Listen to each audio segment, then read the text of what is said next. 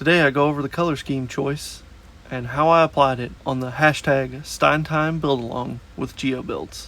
Not So Average Builder is brought to you by these great retailers. There'll be promo codes in the description below.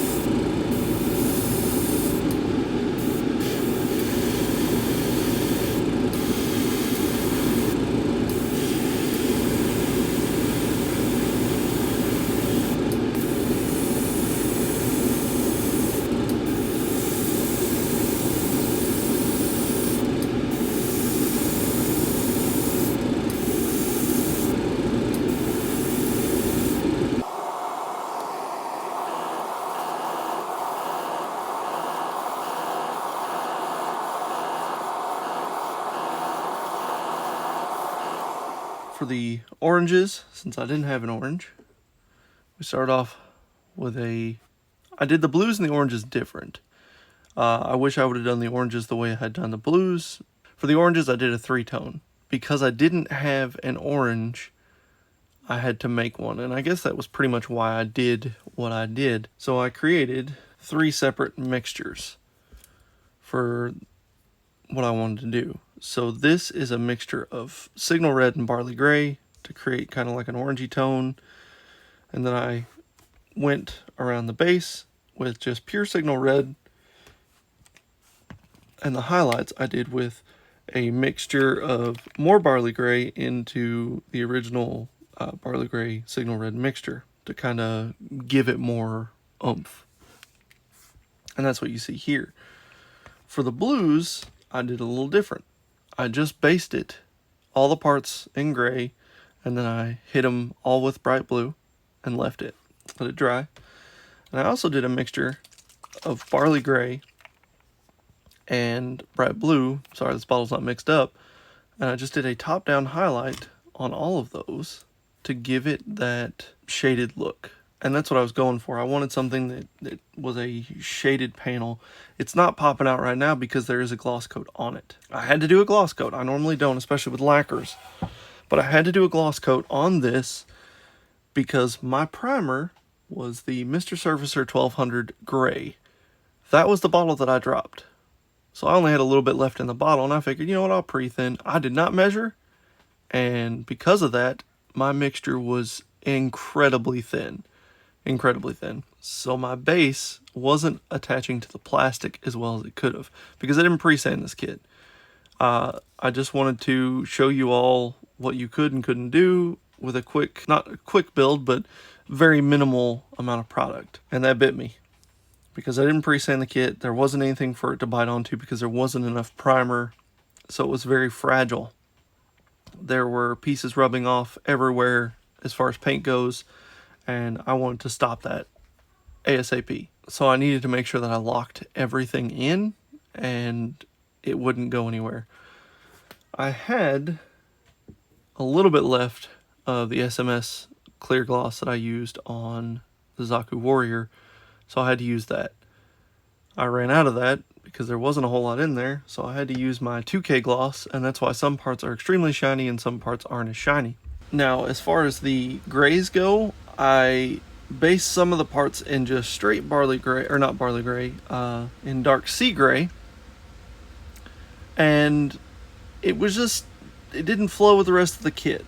So the parts that I could take off without damaging, I decided to have a little flair with them, some creative flair. And I figured, why not have some of the pieces not shaded and some of the pieces shaded?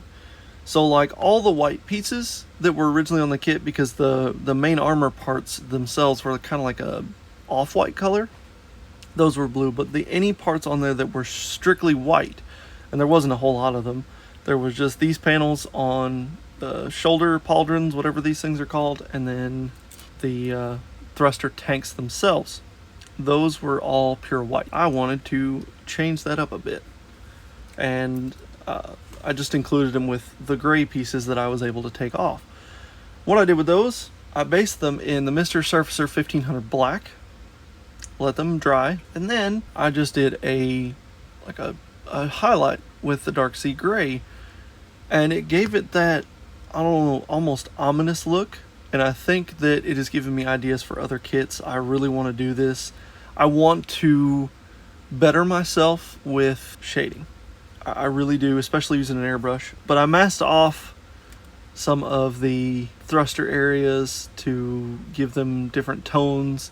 And I figured, you know what, these need to be different colors, because one of my viewers actually said it needs more black, and I don't disagree with that whatsoever. They did say that when the arms weren't on and all I had was these base gray pieces, but I agreed. And I thought to myself, you know, like I'm limited to what colors I can use, and then I thought, you know what, little accent colors won't hurt it whatsoever. But I really wanted to make this kit look epic. Since I don't have a electronic turntable, something I need to invest in, I gotta do the old manual. And I will have to say that I'm pretty happy with the results. It needs decals still, but it is it's looking pretty good. It may not be the orange that I wanted, but I was able to make do with what I had and make the kit look amazing. And I'm hoping that once decals go on there and I go into my stash of decals from my automotive model building days, that I can find some racing stripe decals, and I'll put them strategically all over the kit. And yeah, I think that it'll turn out pretty well. Super happy with how this turned out. Big thank you to usagundamstore.com for sending Gio and myself these kits, the paints, the photo etch details, which I still have to do, along with the decals, and then final matte coat, and the resin goods to put on these kits. We completely went in different directions, and I'm extremely happy with how both of our kits turned out. I mean, it just goes to show that just because you're sent the exact same colors or you have the exact same colors doesn't mean you have to do the same exact color scheme. You can change it up.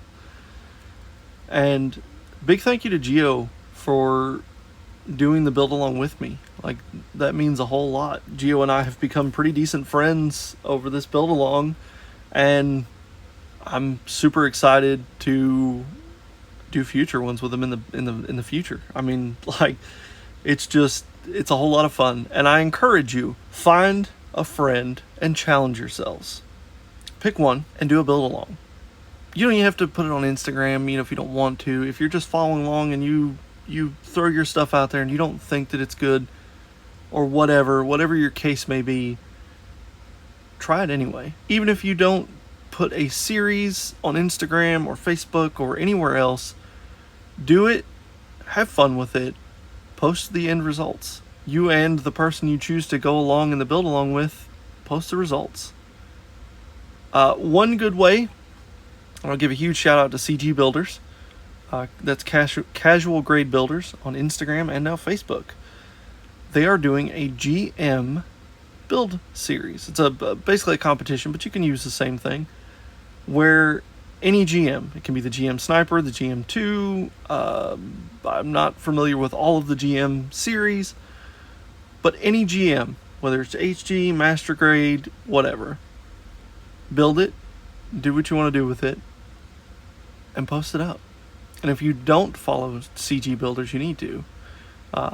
Just go on Instagram and search CG Builders. I'll put that down there below. And they're some awesome group of people. They do not pressure anybody. It is all, just as the name implies, casual grade, build at your own leisure. So if you're not into, like full-on competitions and you want to try your hand at stuff like that, try it out. That's a good place to go. But that is all I've got, guys. Have a wonderful day. Bye.